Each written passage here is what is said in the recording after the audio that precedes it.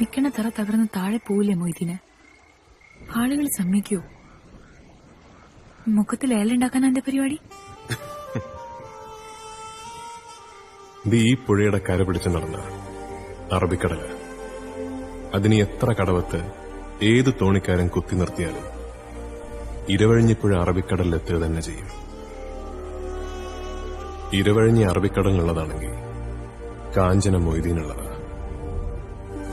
ഇത് മൊയ്തീന്റെ വാക്ക ഏറ്റവും വലിയ സത്യം.